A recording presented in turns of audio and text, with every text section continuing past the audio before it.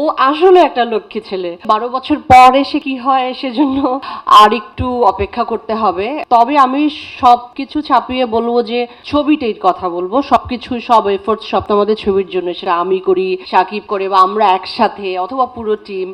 আমার মনে হয় আপনারা সেটার উত্তর পেয়ে যাবেন। শুধু আমি এটুকু বলতে চাই যে আমি অনেক দিন পরে আবার একটি ভীষণ বড় এবং অ্যারেঞ্জ টিমের সঙ্গে কাজ করলাম। প্রথমেই বলবো আমি আলফায়ের কথা, যারা প্রডিউস করেছেন এই ফিল্মটা, এবং অবশ্যই রায়হান রাফি, যার সাথে কাজ না করলে আসলে আমি বুঝতে পারতাম না যে মানুষটা আসলে তার ছবিটাকে কতটা ভালোবাসে।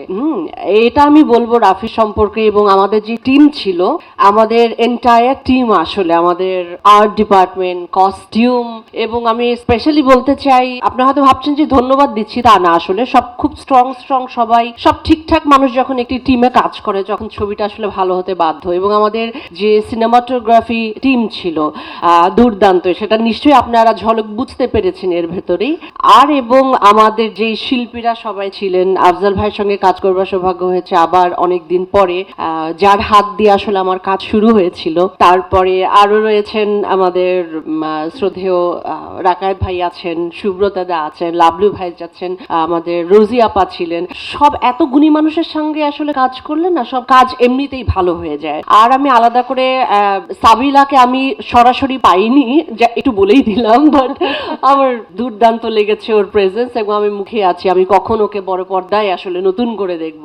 আর সব শেষে সাকিবের কথা আসলে কি বলবো, আমি যখন 12 বছর আগে কাজ করেছিলাম তখনও আমি দেখেছি যে একটা মানুষ আসলে ও না খুব লক্ষ্মী একটা ছেলে।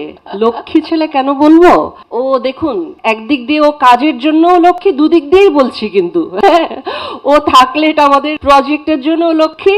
ও আসলে একটা লক্ষ্মী ছেলে। ও যখন কাজ করে, ও যে কত পরিশ্রমী, ও যে কেমন করে কাজ করে, এবং একটা আর্টিস্টের সঙ্গে যখন কাজ করার যে আনন্দ, একজন এরকম মানে তৈরি আর্টিস্ট যে কিনা আসলে এত ভালো বোঝে টেকনিক্যাল এবং অভিনয়ের জায়গাটা, আপনারা আবার নতুন করে নিশ্চয়ই ওকে ডিসকভার করবেন, আমার আর বলবার কিছু না। But it was very delight to share, মানে ওর সঙ্গে আমার screen share. Thank you Shakib, thank you so much. মানে it was a wonderful journey. আর সবশেষে থ্যাংক ইউ আপনাদেরকে, আপনারা নিশ্চয়ই আমাদের ছবিটিকে একটা অন্য জায়গায় পৌঁছে দিবেন। Thank you Rony, thank you Chorki, thank you so much.